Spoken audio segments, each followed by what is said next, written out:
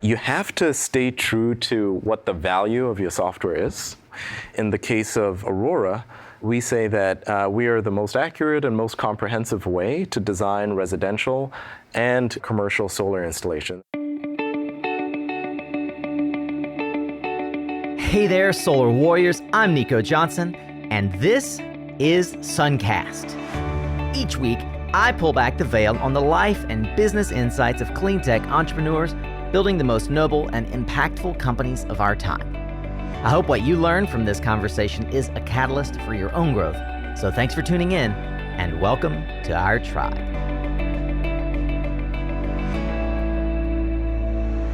Hey, welcome back, Solar Warrior. I am extra thrilled that you've chosen to spend this time with me today. And if you're actually listening on the day that this episode is published, or even if you're not, I want to wish you and your family a very happy Thanksgiving. Hey, even if you're not in the U.S., I still hope that today you'll take some time to show gratitude for the many things that you and I have to be thankful for in this life. You know, how about thankful that this is episode 199, one more, and we have 200 episodes in the can. And for us here at SunCast, you know, not only am I thankful that we've made it to episode 199, but we're thankful for you. Without you listening, we wouldn't have a reason to keep showing up. So on behalf of the entire team at SunCast Media, thank you for continuing to join us here and be my inspiration for putting this show together every single week. And in keeping with the pseudo tradition that I started back on July 4th, today I'm publishing an episode on yet another U.S. holiday, and with a guest who is an immigrant to the country. Today's entrepreneur is Sam Adeyemo, co-founder and COO of Aurora Solar. The Kenya native has helped build one of the most important software companies in the solar industry. I'm sure many of you have heard of Aurora, especially if you're a SunCast regular, as not only were they one of our sponsors this year, but their flagship design software has been used to design over 2 million solar projects since they launched in 2013. And believe me, they are just getting started. This interview introduces a lot of never-before-asked-on-SunCast questions and a lot of things that even Sam admits he hasn't really talked about in public before. But today's episode is even more special because it was also recorded in front of a live audience at the Aurora Solar headquarters in San Francisco last month at our first ever SunCast Live event. It was so much fun, and I'd like to give a special thanks to listener and friend Robbie Mickelson of Climate Link and Aurora's content marketing goddess, Gwendolyn Brown, for helping make this event a reality. I'd also like to thank all those who attended in person.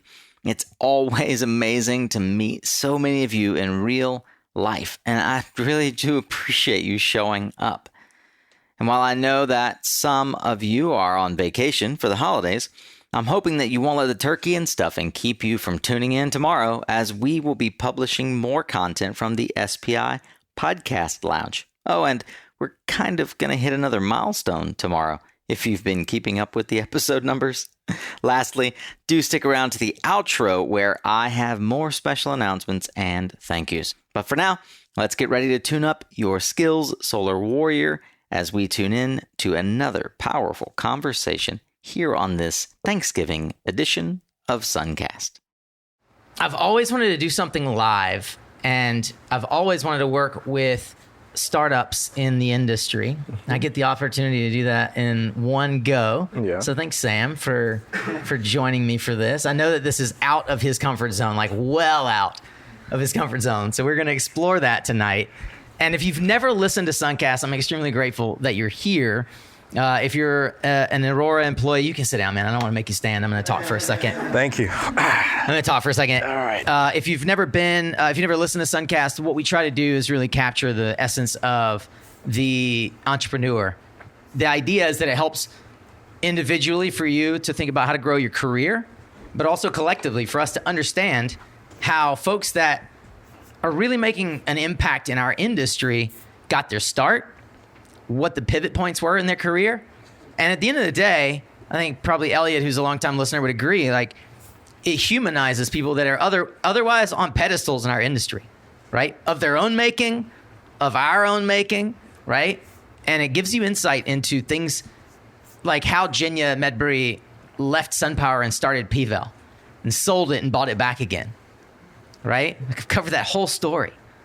So it's really been a joy to have this experience and to have some of you who are fans come alongside, give me feedback and insight. But it's also been really cool when listeners suggest that companies partner. And so many of you, probably even at Aurora, who aren't listeners, may not know that Aurora has been a partner of SunCast for the last little while here, which I'm internally grateful for because it actually makes this podcast possible.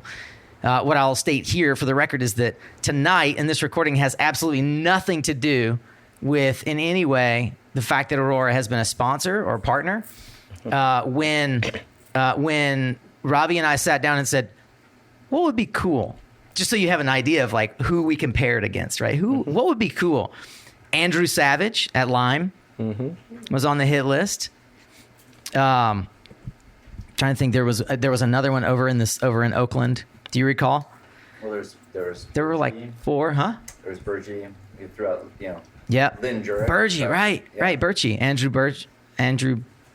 Call him Bergie, but yeah. Andrew Birch, yeah. Lynn Jurek, Andrew Savage, a couple of Andrews. We decided against that. and then I said, well, what about someone in the city, in San Francisco, instead of Oakland? And Robbie said, well, Aurora just moved to San Francisco. And he doesn't actually listen a whole lot to SunCast. He doesn't have time. Decent enough. And it's an hour long. It's a commitment.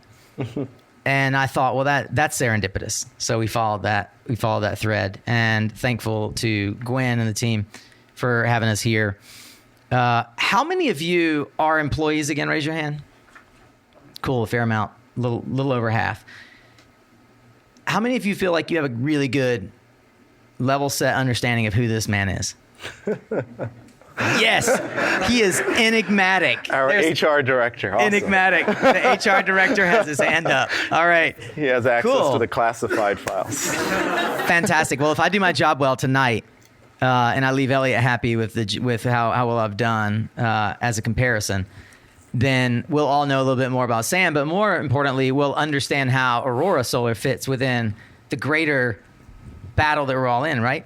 It's the energy transition, climate change. If you're here because you're part of the Climate Link meetup, you're implicitly interested in how technology is changing the fight against climate change. And I think that part of the sort of ground zero for that is the type of software that gives us leverage. So we're going to explore that a little bit tonight. How you doing? Good.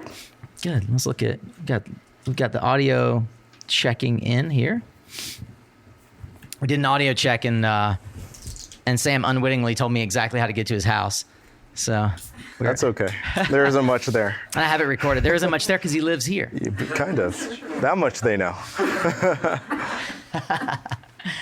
6.5 years, right? 6.5 years since we were formally incorporated, yes. Yeah. A few more years if you talk about when we got started. But yeah.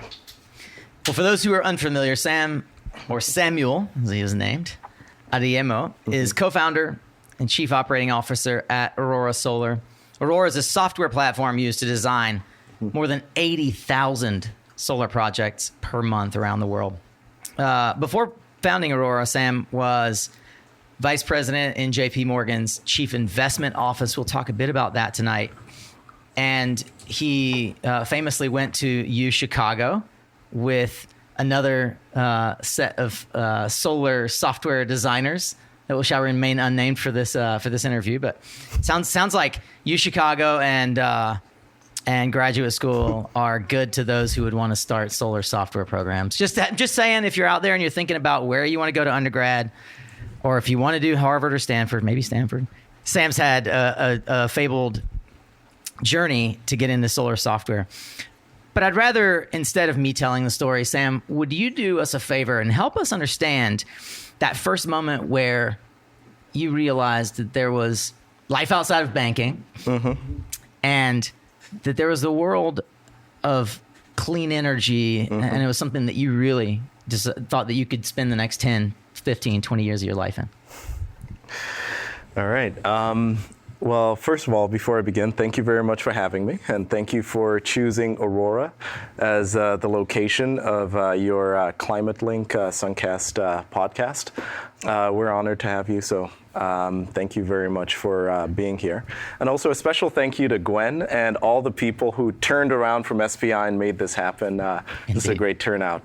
So when did I realize that I would want to spend the next 10, 15, 25 years of my life focused on clean energy? Well, first of all, I didn't realize it would be that long. I still am not sure it will be that long, but I think that for me, between working at JP Morgan in finance and starting Aurora, there was grad school in between. And grad school was a time to explore different ideas, to just basically, try and find out like what's most important to you, why it's most important to you, what kind of things do you want to do for the rest of your life. When you're starting out in undergrad and so on and so forth, you kind of do what you're told, at least I did, and followed more of the traditional path. And I was like, okay, what are the things I really care about? And when I was looking at that, I knew I wanted something that would be really important, that would have a significant impact on society, on the world. And clean energy just fit a number of interests for me. Number one, I loved the end outcome in terms of you doing something that's really good for society and also at an individual level. Before we started focusing on software, we're actually doing installations. When I say we, I'm referring to me and my co-founder, Chris, who isn't here right now. But you guys were at Stanford together? Yes, we were in grad school at Stanford. Were you roommates? We were not. No, we were not at all. Technically or not technically. We're not roommates, but we met very early in the program, probably, I think it was like first quarter. He claims we met in orientation. I didn't remember him, but. So you were clearly memorable in orientation. Chris was not. Well. Anyway, he's not here to defend That's himself. Right. He's not here. I'll let that contentious story rest. But long story short, we met very early in grad school, probably around the first week of the first quarter, and just started talking about things. I had come from a finance background looking at doing something different. He had come from a background where he was working with off-grid electrification solutions.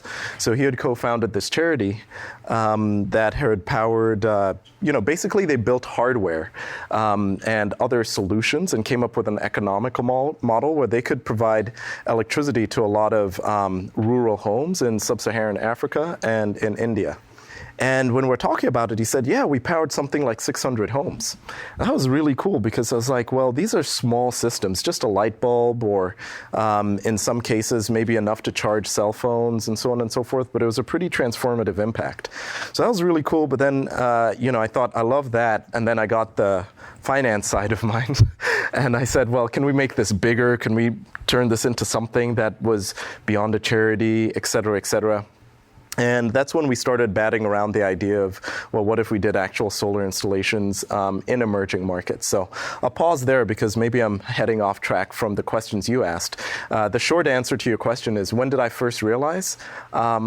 This is tough to admit, but I first fully realized when I met Chris and we started talking about some of the cool things we could build together.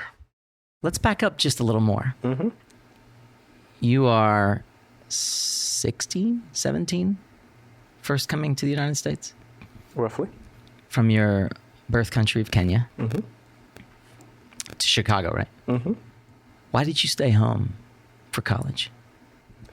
That's a very easy question. Okay. University of Chicago, they gave me a scholarship. It was a really good school. I knew I wanted to study economics. I'd seen the potential of economics to transform lives. When you grow up in an emerging market, anytime the IMF comes out and says something, it actually changes the public discourse. It could affect like the currency, all sorts of stuff. So it was like, wow, those guys have a lot of power. So I wanted to learn the kind of dark arts that were economics at the time. It's kind of interesting because you're engaged in some dark arts in the solar industry right now. I like to not think that. Yeah. I think I'm on the light side now. You are on the light side. Yeah. However, you're now creating complex algorithms to address world problems, and that's admirable. When we discussed the period that you guys were exploring, how you wanted your sort of a mini business that you were thinking about inside of Stanford. Do you remember the moment where you and Chris realized that the solution had become the product, or rather the product had become solution? I think you know what I'm referring to. I think what you're referring to is that, so we met and we're talking a bit about like, hey, what are some things we can do? This is cool technology. It has a good impact, but how can we gross this up? How can we do this at a scale that justifies all of our efforts and makes the kind of impact that we would like? And so our answer to that question was, okay, we're going to install solar in emerging markets. Right. And that was what we set out to do, not really knowing much about what that meant. Again, there's a common theme here. That's a good idea. So, and by emerging market, you were principally focused on the African subcontinent, or? We actually looked all over. Okay. But then at some point you have to narrow it down. Yep. And so by emerging markets, coincidentally, what you're looking at with solar is you're looking at areas that have the right climatic conditions. You're looking at people who have poor alternatives to what you're providing with solar. So in that case, it was reliable, cost-affordable electricity. Yep. So a lot of emerging markets, maybe that's part of the reason they are emerging, tend to have those common characteristics. In this particular case, we honed in on Kenya. And we sent out a bunch of flyers to a bunch of different locations there. And the flyers basically said something to the effect of, would you like clean, affordable energy at a lower cost than what you have, right? And it was kind of like, yeah, why not, right? And so from there, we narrowed it down to, okay, these are sites that look like they could be a good fit. Looks like they could actually afford to pay for it, et cetera, et cetera. And then once we narrowed it down to about one site, we actually went through the process of designing a solar installation for them. And that was really when a lot of the pain began. And there was a lot of it. 6+ months of nights and weekends, meeting up, trying to design a system for halfway across the world from our dorm rooms in Palo Alto. Were you working? Like you want to ask them. Yeah. Were you working through someone locally that you had a trust relationship with, or how did you establish a communication line? Not really. Before. Well, I guess Upwork and things like that were a thing, but it was... So it wasn't like working with your cousin back in Kenya, or... No, not at all. No, I'd never met these folks. Got it. What we did was we found some people who would go out there and take a survey. Yeah. And so they would take pictures of the Literally site, on take Upwork, measurements. you found people who would... In this case, I'm not sure if it was Upwork, but it was on... it was one of these platforms. It may have been reaching out, but it was someone who had never met before. Got it. And he's great because he still works on, his name's Steven. But in any event, we hired him to go and do these surveys and to take a bunch of pictures and to take measurements of this location. And he got all the information, right? And would send it back to us. And so we got all of this initial information and started designing a solar installation. And we found that we didn't have all the information we needed. We had to ship over a bunch of data loggers so that they could install it. Right. And we just got reams and reams and reams and reams of data. And what you're trying to do with all of this data is come up with a solution, not even we started out trying to come up with an optimal solution, but pretty soon you converge on, let's just find something that works. And something that works is something they can afford, something that will reduce their current electric bill, something that will be reliable, et cetera, et cetera. So that was the better part of 6 months, nights and weekends. And then for our summer, we actually flew down there. We had to raise a loan, find people who would actually pay for the equipment, pay for a ship that would travel to the site and deliver our equipment. What we ended up designing was a 50 kW, 3,500 amp hour of 48 volts for all of the energy geeks out here, quasi off-grid system. And everything was planned out. Everything was perfect. It was going to fit on top of this building, and we knew exactly where it was going to go. And actually, originally it was going to be a ground mount. Yeah. You know, we had like this area that they had cleared out and everything. And we arrived there, and we find they had started digging a foundation. So we had to figure out how to convert this from a ground mount to a roof mount system. And I think that was the beginning of the end of, hey, we're going to create a solar city for emerging markets type concept. Yeah. And so basically, to your question, which was like, how did the product become the solution? Yeah. Right? The product became the solution because it became clear to us if we wanted to do many of these type of projects, if we wanted to do many of these type of installations, we'd need better ways to do that. We'd need better software, better tools. And so the first versions of Aurora were for us internally to enable us to do more of these solar installations. Right. And by the time we had another year, in my case, it was a year and a half. I was doing a joint degree program. So another year and a half of school, it became pretty clear software was our solution. That notwithstanding, this is still just a school project. As we talked a bit offline, coming out of JP Morgan, going into Stanford, it's easy to say the yellow brick road was paved before you. You could pluck any apple from any tree as a banking grad from Stanford, yet you've chosen the not so terribly easy path of developing a software for a solar startup or for the solar niche to begin with. I think a lot of companies are just school projects, right? Like Google was an assignment. Certainly. Dropbox was initially something. So, I mean, I don't think that's most of the people I know, like, I don't think that's too uncommon. And I think that that's something that for a lot of people who are hopefully listening or out there in the audience, it doesn't have to be this grand, design with everything all planned in. It's just following your interests and seeing where it goes. And then once you hit on a vein, doubling down on that. Some people do come up with a whole plan ahead of time, but I think for a lot of people, it is just a project to begin with. So, allow me to play a little bit devil's advocate. You have a lot of opportunity. You could consider this a project that was just too hard, and yet you could still be committed to climate change and attacking that as a problem. People at CohnReznick are attacking the same problem. People at Climate Bank will be attacking the same problem. Why, then, is this software path your chosen tip of the spear to attack climate change, to fight this macro problem that you believe is where you should invest your career? It ended up being that, right? Originally, it was actually installing the systems. And then what we realized was if you're going to do this in any sort of scalable, deployable, way, right? If we had so much pain, and granted, it was exacerbated by the fact that we were halfway across the world. We didn't know what we were doing. We didn't have money. All of these things exacerbated it and made it a little bit more difficult. But at the end of the day, it became very apparent to us that, hey, look, if you actually want to do this at scale, it was pretty logical that you'd need this solution. So I think probably the tougher part for us was there were a couple of follow-on projects, and at some point it's like, okay, this is working, this is cool, but then if you do 2, 3, 4, 5, you can do that, but what if you need to do 1,000 in a year? Or what if you want to do, we have some clients that do tens of thousands of solar projects a year. You would need some sort of software solution.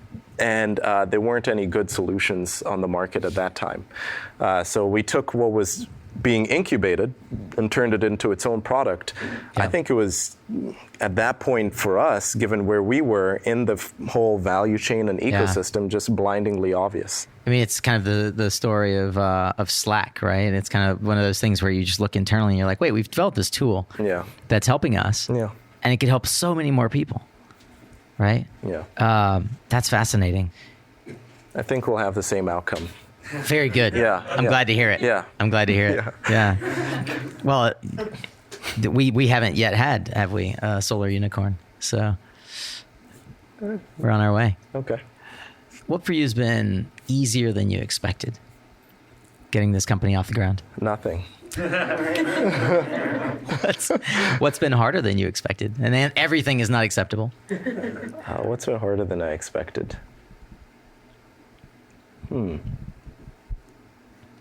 Well, we were very much the type to like, hey, listen, get your head down and work.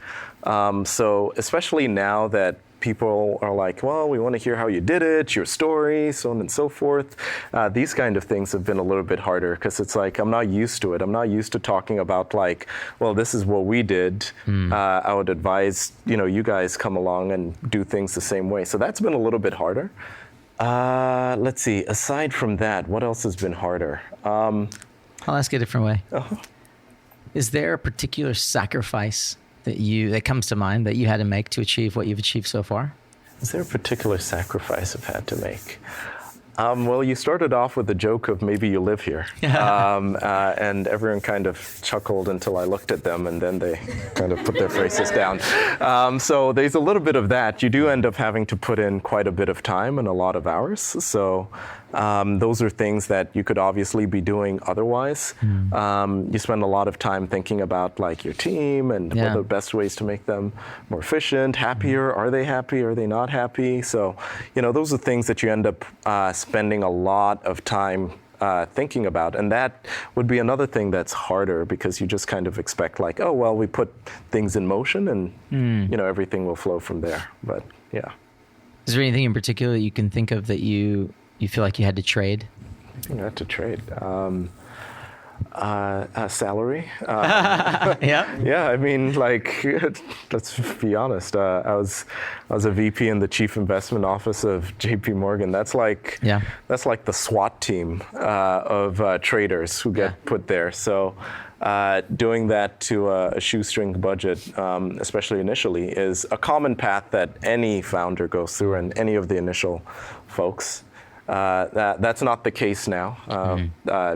Am I allowed to say we're hiring? Of course. Okay, we're hiring, so don't worry. We're very competitive now, but in the early days... We're going to talk about exactly why you're hiring. Yeah, exactly. But in the early days, that was an obvious sacrifice. And I mean, other than that, I really see it as a pleasure and a privilege. Like, I never think like, oh, I wish, or I'm sad, or I'm unhappy. Are there times like, oh, I wish I had a bit more time, or I felt like, I got more sleep, or, I could do more? Yeah, sure. But overall, I just feel so fortunate and so lucky to be doing something that is meaningful, that at least so far is working, and there are prospects for it to grow much bigger. Like, that's actually pretty exciting every day. So I don't consider it, as too much of, a sacrifice. As a software provider to the industry, are there certain things that you have to deliver in order to survive? Yes, there are a lot of things that you have to deliver in order to survive. You have to stay true to what the value of your software is. In the case of Aurora, we say that we are the most accurate and most comprehensive way to design residential and commercial solar installation. And that's always been the case. So we really focused on being accurate, like making sure that you can really precisely forecast how many solar panels will fit on a property, calculate how much energy you'll produce, and predict how much money you would save your clients. That's what every solar professional needs to do. And we wanted to be able to do it for anywhere in the country, other parts, so that if we went back to do that same installation again, it would be much faster. So you just need to make sure you nail that, like get that absolutely right. And that's what the entire team, especially on the product and engineering side, have been focused on. And then from there, especially as of earlier this year, one of the things we like to say is that, and we also provide the best service. We have like a big team here, and they're really focused on your needs and everything else. And that is also a lot of the value proposition we provide. It isn't so much software, but it is part of what you'd expect with Aurora. So, yeah, those are things that keep you up at night. How do you provide the best service? Best people. Are they available 24/7? They can be, if you're the right client. And if they're not, I will be. Yeah. So there you go. Yeah. Actually, earlier you started off by saying we design over 80,000 solar projects. That must have been an old slide because we're now over 100,000. So when you think of the amount of volume that's flowing through, yes, 24/7 support, not only like accessibility, but also quality, so that if someone has a question, you have someone who's actually trained and has a good background in solar who could address it. Yeah. Those are some of the things we look for. I've been in the industry for 14 years. I started designing systems quite literally in Excel. Yeah. This is like, it's laughable, but Yeah. one of the guys who taught me how to do solar would take Excel and he would bring it down to 1 square by 1 square. Yeah. And he would draw a rectangle of the roof. Yeah. Like, this is how we did it in 2006. Some people still do it that way. I know, it's sad. We actually just signed up someone who used to do that before, and when I told that story, I don't think people believed me. But yeah. I learned on my own TurboCAD in 2007. Okay. And then I found the amazing and wonderful, fabulous world of DC power systems and AEE, where really, really good engineers would, for free, design all my projects. Okay. So that was fantastic. And then along comes Andy Black and his service. And I was out of the industry on the residential side for a long time when companies like Aurora came along. So when I began teaching a class on how to develop a solar project on the resident and commercial side, I discovered through YouTube this product called Aurora that I didn't know existed. Oh, cool. And I remember getting up on the roof with a sun eye. Yeah. Right? Not any of the newfangled products that you have that are Yeah. digital, right? A sun eye and drawing the shade. Yeah. I mean, I watched this YouTube video and I thought, this is magic. I don't know, like what sort of, what does it take to get to this level of software and integration?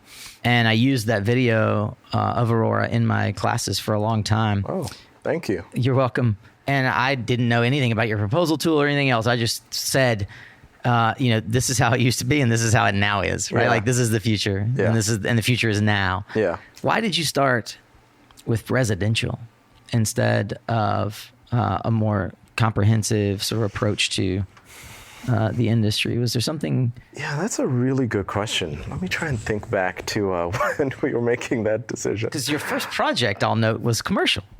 Yeah, it was. It was. It was commercial, but it had a pitched roof. So in some ways, it Sure. looked well. Eventually, it ended up having a pitched roof. So it was kind of Well, residential I wonder field. as you pontificate. I mean, Helioscope started as commercial. Oh, no, I won't pontificate. I'll just think. As you think about the appropriate start, Helioscope started in commercial. And I, in truth, don't know why they started in commercial. It just occurs to me, like, I wonder why Aurora started with residential, given there were already software trying to address residential design. And there were software that came along. Which one was trying to address residential design? In truth, I can't name them. Yeah. So that's what we found, right? Like, there were things that kind of existed and they kind of touched on parts, but nothing that really tied together the solution where you felt like, hey, look, I can confidently design something for this location and be confident in the results. So the reason we started off in residential were twofold. One, the whole idea was that we want thousands of different projects, right? Like tens of thousands of solar installations to be empowered and enabled. And when you looked at the soft cost, like the cost of like the site visit and everything relative to the overall cost of a system, in a residential project, it was astronomical. If it was a utility scale project, just to take the other extreme, then yes, you can afford to spend a bunch of time and go travel out there and take measurements and so on and so forth. But even there are now software solutions that are focused on that. But when we were looking at like the ratio of soft cost to overall costs in residential, it seemed like that was most apparent. So that was one reason. The other reason is that just the core IP and the core technology that we developed just fit really well for residential. Like, it's pretty cool. You draw something, you get a 3D model. It looks a lot more impressive when you have all of these different like roof facets. And if you think of the sun eye that you said, where you got on the roof, I'm guessing most of the time that was for residential projects, right? For both. Oh, for both? Yeah. Okay. Yeah. Which meant that you were taking sometimes 30, 50 data point or individual spots. No, it was miserable. Yeah. No, we were doing mostly commercial back when I had my solar company. You mentioned being sort of bootstrapping. You're not bootstrapping anymore. Congratulations. How did you initially fund the business, and how long did you think that you would have a runway? Quasi-bootstrapping, in that we had about $1 million worth of funding, and that carried us for the first 4 or 5 years of That was like friends and family? No, we did have some professional investors. Proper angel round. Okay. Yeah. I don't think there were any friends and certainly no family. But actually, no, that's not true. There was a friend. But it was friends, angel, and one VC, Yep. Pear Ventures. They're That was fantastic. Pear? Yeah, that was Okay. Pear Ventures. They're So fantastic. Pear came in your angel round? Yeah. Okay. Yeah. From day one, they came in the angel round, gave us office space. Oh, cool. So on and so forth. So At what point did it become clear, and under whose guidance did you decide it's time for the Series A? So we raised our Series A earlier this year. And at what point did it become clear? We'd got to the point where the company was about 40, 50 people. And at that point, we just had to decide, well, what do we want to do with this, Yeah. right? Like, is this something where we're trying to build a platform that could be the operating system of the industry, which is our ambition? If that was the case, it just became clear we would need more capital. We needed more people because there's so many things we had to build. We needed that whole services side of things, right? The support side. And ultimately, you just need that buffer, like, big companies want to know that whoever they're partnering with will be around, for a while. And we do as well. So when we looked at all the investments we had and we looked at like, all right, we've got this far and we could continue that way. But at the end of the day, we want all these solar projects, every solar project to pass through our platform and be better off for it. You'd need more capital. Yeah. And so that was, it wasn't an easy decision. It took a couple of months to decide. Let's see, that was probably about a year ago, about a year and a half ago. Okay. We were like, okay, we think that this is something that we definitely should do. And then from there, we had to talk about execution. And Pear led the Series A along with Energize. Pear participated. Okay. They're changing now, but they were a smaller fund at that point, so they wouldn't lead the whole thing. Yeah. Okay. Yeah. You raised a massive Series A. $20 million is, by any standard in the solar industry, and by most standards in Silicon Valley, a big Series A raise. Yeah. Where did that number come from, and how in the world did you accomplish that in a year? Where did that number came from? Well, came from the investors. Yeah. Well, tell me how you found. Tell me how. So Pear was in part of your angel round. You've got Energize and A28, S28 Capital, and Fifth Wall Ventures. Fifth Wall Ventures. Yeah. Was it as Silicon Valley as TV would have us think this whole process is? I hadn't watched that episode in Silicon Valley, but when I did, I'm not sure I laughed or cried because it just seemed like so real. But it in some ways it was. I think that I guess the question is how did it proceed? How did we get to this number, et cetera, et cetera? What crazy stories do you have along the way? And anything you want to throw in there, we'll jump along for the ride. Retell. I'm waiting to get to like the 2 or 3 year mark after the fundraise so that I could one day say, 5 things I learned from raising money. So I haven't got that yet, but I do think that one thing I've learned so far is don't talk too much about it because you could get in trouble. But as far as like interesting stories that materialized, I think I'll save that for just you and me over a beer sometime. But that's exactly what SunCast is about. You and me and a beer. That's and right. 8,000 listeners. That's right. I think that what was really interesting was actually seeing our evolution over the process, where we started out saying that, hey, look, we've got this thing, it's great. At the time, I think our software was being used to design 40 or 50,000 solar projects a month. Us pitching what we could become, and then hearing it reinforced, and then incorporating, because sometimes you go and say, hey, we could do this, and then the investor would say or the potential investor, well, what about this and this and this and this? It's like, oh, that's great, I hadn't actually thought about that. Then you incorporate that into the pitch and going forward. But I mean, there's so, anyone who's raised capital goes through a tough time. almost anyone, you get shut down so many times. Yeah. There are people you've prepared meticulously for, and they'll be like, okay, so tell me again about the plumbing industry. And you're like, I don't really know that much about plumbing, but let me tell you about solar. Right. I just see it as part of the process. Were there funny stories? Yes. Will they remain private? Probably yes. Fair enough. Fair enough. But yeah. Hey, the vast majority of commercial businesses who want to purchase solar just can't get a cost-effective PPA because they are unrated or below investment grade.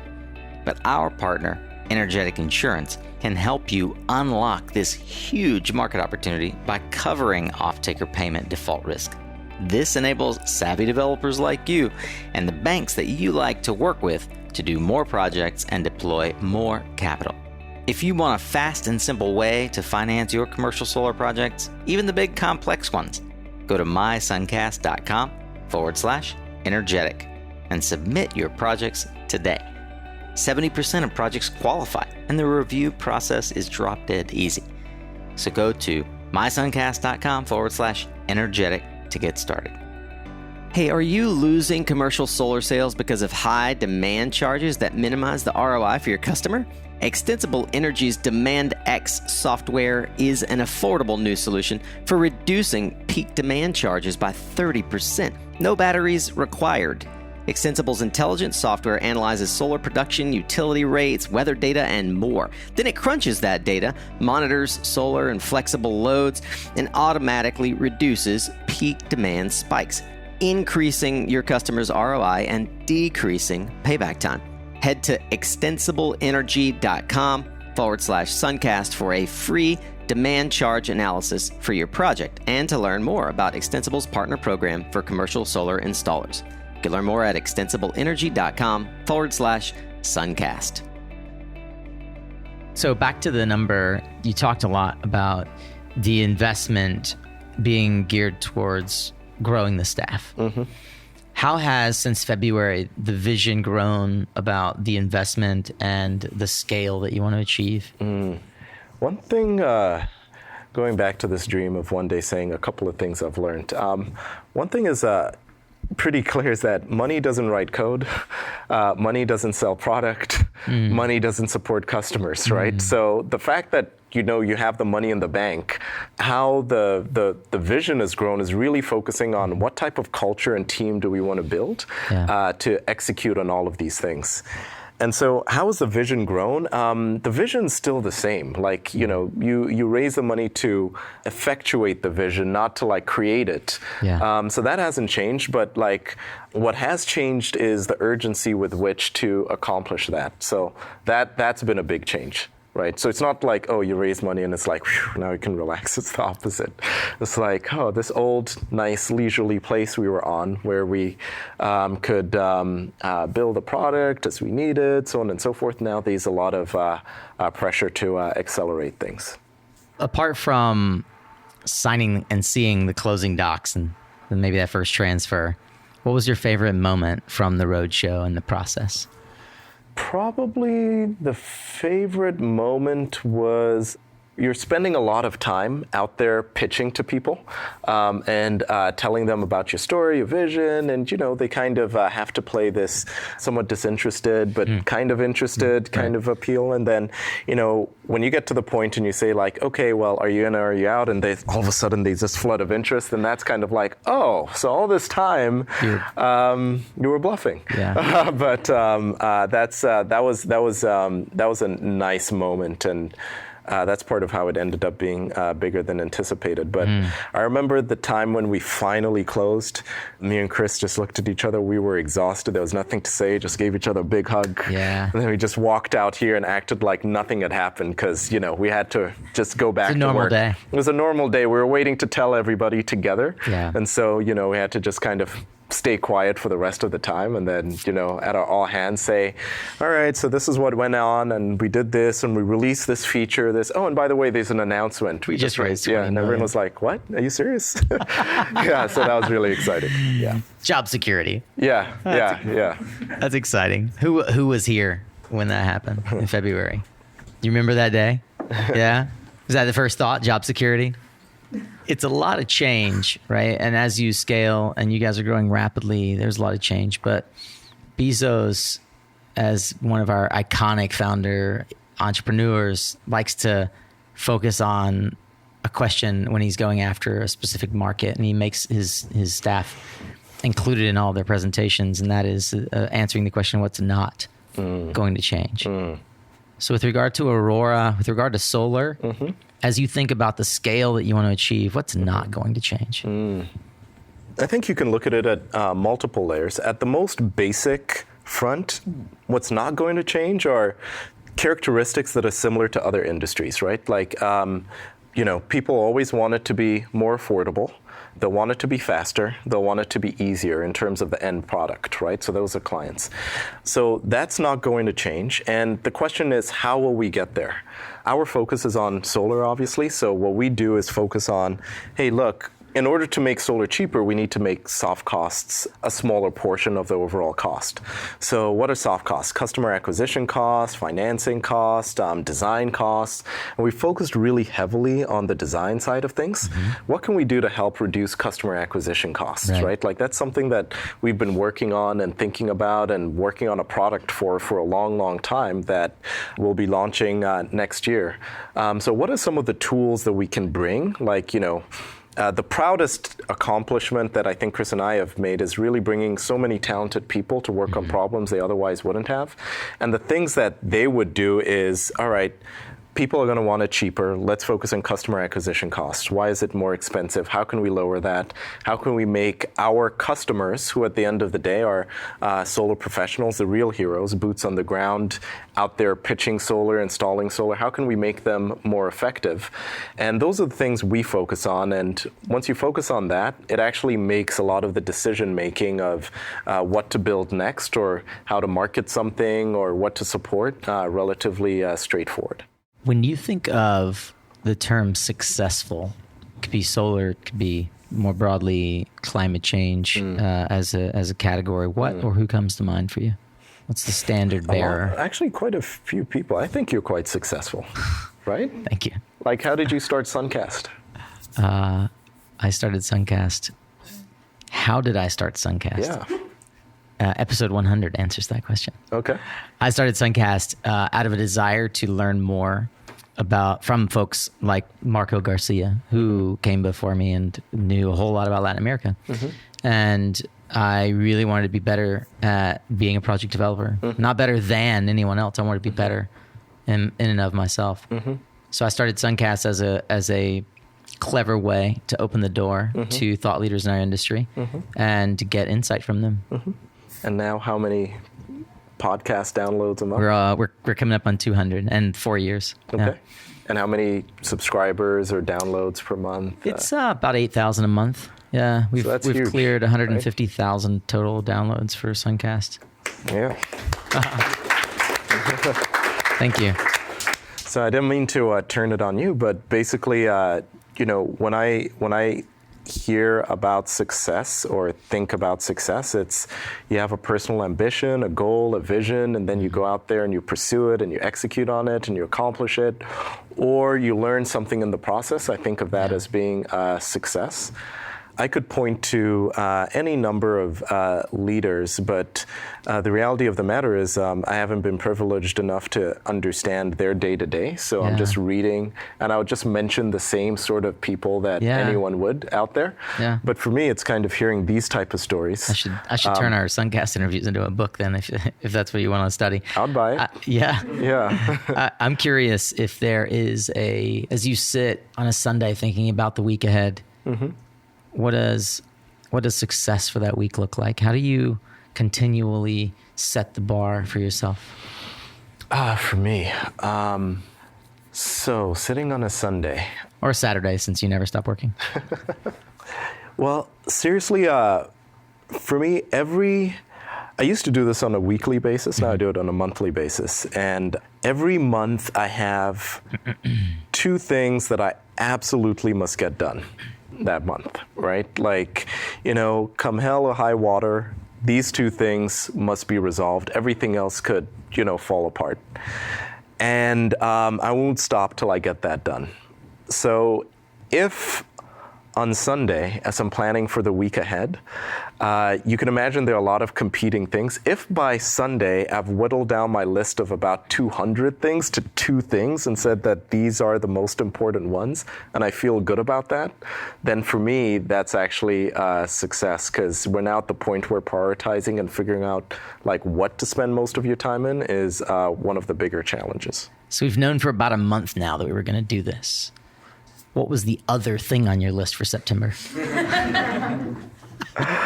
The other thing on my list for September was that we're in the process of growing the team. Yeah. And there were a couple of things that needed to be put in place, because you can just add people, but then you want to make sure that we have this saying here, it's the best place for the best people. Mm-hmm. So there were a couple of things to do on that front.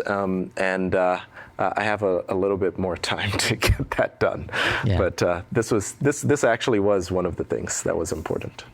What are some key lessons or takeaways from the important mentors in your life?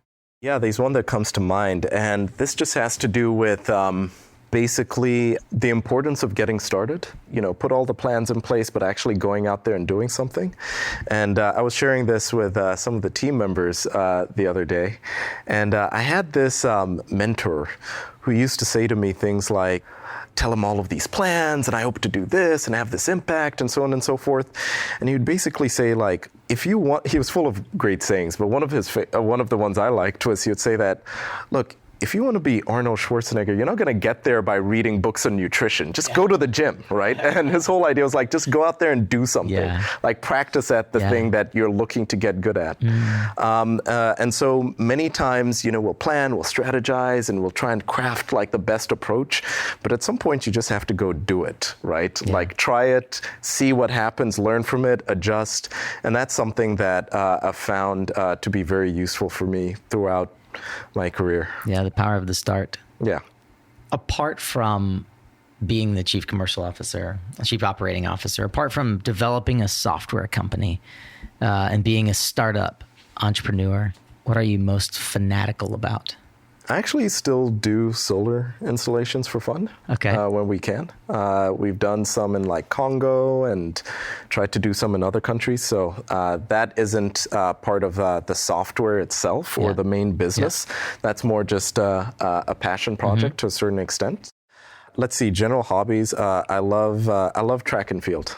Yeah, as a sport, because it's something that people like. I think that athletes in that space are a lot more humble. It's a lot harder. You can be a regular person and be an athlete at the same time. I wasn't very good at it, but I liked it. So I love sports. So are you more like javelin toss or triple jump? Neither of the above. What do you lean towards? I like probably more the track type events. Yeah. Okay, if speed. It was, like speed. Yeah. Momentum. Yeah. I like those. Yeah. Repetition. Simple. Yeah. Yeah. Okay. Yeah. Fair enough. Perhaps it's charades or parallel parking, but what are you the terriblest at? Parallel parking.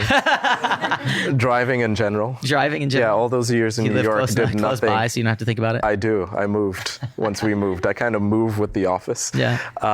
So I didn't have to drive. Last Christmas, I had to drive from like DC to New York, and it was terrifying. A couple of close calls. Obviously, you guys are sitting at the intersection of growth for our industry. Companies depend on the software that you provide so that they themselves can grow. There are a few other places in our industry, apart from perhaps lead gen companies, that can truly take credit for giving companies scale. What has you most excited right now for growth in our industry? And you can't say Aurora Solar. Okay, yeah, I'll exclude Aurora. I think that next year or two could be some of the most phenomenal years for the industry. When I look at so when I was in my previous life, which is many, many years ago, almost a decade ago now, but in the chief investment office, one of the things that you eventually were asked to do is look at the world, look at the markets, and think about like where the bank itself should be making bets or investments or things like that. And when I look at all the factors that are in place for solar, I'm just so excited. I think it's just going to absolutely blow people's socks off, like how big this will become. I think that you have the macro factors of the fact that interest rates are going down again, right? And many times people get loans to get solar, so that means that it's cheaper for them effectively. Things like the inflation that would affect utilities are going up, their cost bases are going up, so that means that the alternatives to clean energy are going up. Right. People are becoming more and more aware. Next year in California, we have the California solar mandate, which is going to turn like every new home into a billboard for solar. Right. And people will be talking about it, and opinions will be mixed, right? Like they are now. Some people are for it, against it on both sides of the political spectrum. But just by virtue of the fact that people start talking about it, people will start saying, I wonder what this is or how it may work for me. So when I look at all of those factors combined, I just think, and we're also going into what a lot of people think will be a slowdown in the economy. Right. And when you're slowing down in the economy, most of the time you think about, how am I going to save money? Yeah. Right? Less than maybe solar wins out versus that kitchen renovation, right? Because this will actually save you money versus improving your live. I don't know. Why do people renovate kitchens? But because it's the single best return on your money for resale. Okay, so there you go, right? So maybe there you're more defensive. They're laughing at me. I renovate my microwave, but anyway, in any event, like my overarching point is that I think that a lot of the macro conditions right now are really set for solar to take off. I think it's very exciting, not just for Aurora, but for anyone who's in the industry. I think that it's going to be a much bigger player, and it's going to be because of the work of thousands of what we call truck in a truck, right, companies, as well as the big nationwide firms. So I think it's an exciting time to be in solar, and I feel like everything that we've been through, the tariff situation, everything else, we just went through it first, and we've learned and adapted. And the next couple of years, I think, will be really, really good. We'll exceed all the forecasts that you're seeing from a lot of the research shops in terms of what it will mean for solar. If you could give advice to someone who's transitioning into the solar industry right now and looking for a job, what would that be? Well, first of all, congratulations. I think that you're on the right track and look at the right thing. Second of all, I would say that it's really important as much as possible to educate yourself, right? Unfortunately, not only in solar, this is common in any industry. There are a lot of, excuse my French, idiots just running around, right? Like, so you want to make sure you're not one of them. Yeah, exactly, right. You want to educate yourself on like what does it mean and everything else. So I would advise listening to SunCast, right? Like reading Green Tech Media, reading Solar Power World. We try and put out a lot of really great content on our blog. Indeed, there was a very good blog recently. Yeah, absolutely. My friend Conrad Chase. Okay, great. Yeah, that's right. So that was a lot of great work that Gwen and the marketing team here does. But just, first of all, congratulations. Second of all, educate yourself, right? And then third of all, to the advice that someone gave me once, which is that after you've educated yourself, don't stop there. You have to just go do it, right? Like volunteer with Grid Alternatives or there's another one locally, Sunworks or some of these other organizations, so you can get some practical experience. And once you have that underneath your belt, you've done all three of those things, call us. Go to our website, because we definitely are looking for people who put in that work. www.aurorasolar.com, they're hiring. Yeah. Or others. That was tongue-in-cheek. But well, I'm curious, how do you educate yourself and keep sharp or ahead of your peers? What resources do you regularly return to? Those same ones, actually. Those are on my bookmark list. Those and other industry publications. It's okay, we don't need to please anyone here. It's just, okay. I think because I still have that finance geek angle of mine, I do read or look at Bloomberg, New Energy Finance, or things like that, because I still love the intersection of finance and solar, and so I still love looking at like more the macro trends. Do you send stuff around to your team when it comes through your inbox? it doesn't even have to come from me. I actually get way more. We have our Slack channel where there's a solar channel of people posting stuff all the time. So usually it accumulates, and then at the end of the day, I kind of go and get my curated digest. I love that. See, this is genius. You created your own curation from within your team. That's brilliant. Yeah, it wasn't for me. It's for general knowledge, but that's what it turns into.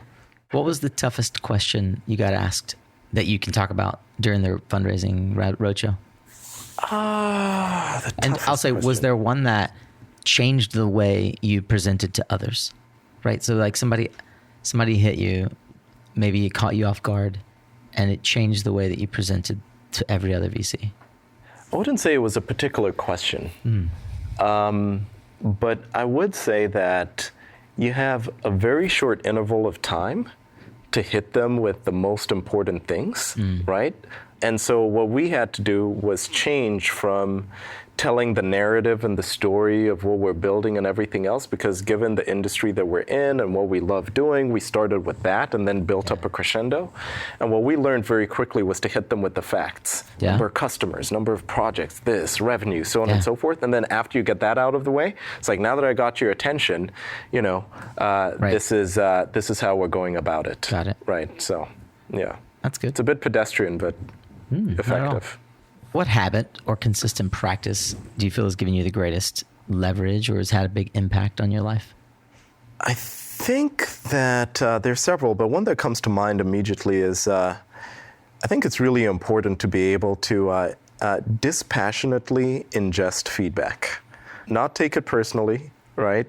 That's something, and it could be feedback from people, it could be feedback from the markets, it could be feedback from it doesn't matter, but really trying as best as possible not to have a stake and just honestly, objectively take feedback is really hard to do. I've literally got down to the point where just to be as disconnected emotionally from it, I stopped saying when I was back in the days trading, I wouldn't say, oh, this was a good day or a bad day, because I didn't want to put any sort of moral or judgment. It was like, oh, this was profitable or unprofitable. Or this was, this bet worked or it didn't work, as opposed to this was good or bad. And I think that that's a pretty high leverage thing to do. If you can get to the point where as much as possible, you can remove yourself from having an emotional connection and invite that feedback and try and just process it and act accordingly. That's been helpful for me and something that I hope, team, you can give me feedback. I hope that I've grown in over the last few years. For those who aren't here in the office and working for you, how could folks learn more about Aurora? What do you think are the one or two best ways for them to interact with, engage with the company? For those who aren't here, clearly our website is a great resource. The blog is in particular. I would say the blog in particular. But also on the website, it depends on what you're trying to learn about Aurora. If you're trying to learn about the product and what it can do for you, go to the website. We offer free demonstrations, right? Click on that and someone You can sign up for a free demonstration at mysuncast.com. There's a banner on the homepage. Oh, yeah, actually, that's right. Yeah, and on the homepage of this website, you can sign up for a demonstration, or you could go to www.aurorasolar.com and sign up for a demo. Fantastic. And one of these awesome sales. Use the non-existent code SunCast. If you do use SunCast, you do get a special benefit. So you have a promotion, you go annual, you get a second license free. That's right. So that's a special thing. So take advantage of it while it lasts. Yes, indeed. Go to www.aurorasolar.com and click sign up for a demo. You guys Aside active, from that, you're active on Twitter and LinkedIn? We're active on Twitter, we're active on Facebook, we're active on LinkedIn, and we have our blog as well where we try and produce interesting content. And honestly, just hit me up. I don't have a lot of friends other than my team here, so I'm looking for more friends. To that end, are you personally on Twitter? Personally, well, I'm not very good with it. No? I started using it and I realized I was tweeting everybody. Yeah. Oh, yeah. I was trying to tweet Steve Lacy. I did at Stephen Lacy, and someone came up to me. He's like, "Hey, man." It's like, I'm not. Yeah, it's like, what's the big release that you're trying to tweet to Steve Lacy? I was like, how do you know that? He's like, you tweeted everybody. Yeah. I spend more time on LinkedIn. Gwen can work with you on how to how to tweet. She has So more many time on things. LinkedIn. So direct messages on LinkedIn are useful. Yeah, absolutely. Fantastic. Yeah. And you're not, do you have a process where you're actually accepting connection requests? Yeah, it's very simple. Accept all of them. Perfect. Fantastic. Yeah. Well, you've got obviously we've named a couple of things. You've got the ear of, some 1,000 or so folks that are going to hear this episode. What ask would you have of the SunCast audience? There's more of a personal ask and then a more general generic ask. From a general generic ask, I would just say that keep in mind that all of us, SunCast, Aurora, our competitors, most companies in this space, even the biggest companies in this space are relatively small compared to other industries. Yeah. Keep in mind that in many ways, we're a startup in a startup industry, right? And what that means is that, all the stories that will be written and all the articles and all the narrative is really being driven by what we're doing currently. So there's a big responsibility and privilege. It's very rare for you to be at the forefront or at the crest of the type of things that we're doing. If you were doing this podcast on finance, it would be like, okay, number 1,200,000, and there's so many of them, right? But this is very unique, and this is why we're glad to support it. So for everyone else, just have that implicit set of standards, because before the regulators come on board and everything else, you should have that and always be working to do your best. So that's on that front. And then on a more direct personal front, we do want to hear from you guys. If you're an Aurora customer, tell us what we're doing well, what we could improve on. If you're not an Aurora customer, tell us why, right? Okay, you guys suck at doing this. We need you to build this. We want that. Let us know. The whole dispassionate feedback loop is something that we try and just, analyze throughout, because at the end of the day, what we want is, to push this industry forward and obviously create a lot of value and earn some for Aurora as a whole and our investors, but ultimately doing that by pushing the whole industry forward. That was beautifully said. Let's end today, as we always do, with a bold prediction. What one thing do you see happening? Maybe it's in the market, maybe it's somewhere else that perhaps nobody else is tracking. Sam, what's in your crystal ball? In my crystal ball, I think that 5 years from now, solar will probably be something like landscaping, right? It won't be a question of if, it would be more a matter of who are you going to go with, who's going to do it for you. It wouldn't be such a unique, crazy, unconventional thing. It would be a question of, are you going to get the tiles, or are you going to get the retrofit system? It's more that than whether people at all would be considering that. And I think that will be the case generally across the board. Now, there's a huge housing stock, right? Over 100 million single-family homes, 5.6 million commercial buildings. So I'm not saying all of them would have it, but at the forefront of people's homes as they're buying homes, or as they're thinking about some of their day-to-day big ticket items, like a kitchen, for example. I think this would just be part of the natural discourse. And it will move out of this small kind of bubble we have in the solar industry, and there'll be all these different participants in it. So I think it'll be big. Well, as folks consider the integration of solar with their kitchen and bathroom remodels, we will certainly be pontificating and covering it here on SunCast. Sam Adeyemo of Aurora Solar is so grateful for the opportunity to be here with you and all of you this evening. Thanks for joining us on this SunCast Live. All right, thank you.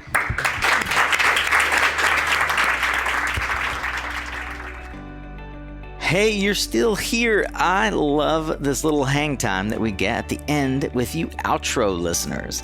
This episode was so much fun. I hope that you enjoyed it, being live at the Aurora Solar headquarters in San Francisco. If you're ever in San Francisco, I really would give you the advice to drop by Aurora's offices. They're a great gang. And I'd like to know, would you like to see us doing more live episodes? Would you attend? If so, please head over to mysuncast.com and take 2 more minutes out of your already busy schedule and give us your feedback on our first ever listener survey. Be sure to write in the feedback that you want more live episodes. As a thank you, I'm going to be doing a random drawing from survey takers and email subscribers to gift a 1-year subscription to our SunCast Premium membership, which will be getting some awesome upgrades in the coming year. If you're already an email subscriber, then you know that this week I've opened up a few coaching slots to fill in my coaching schedule heading into the new year.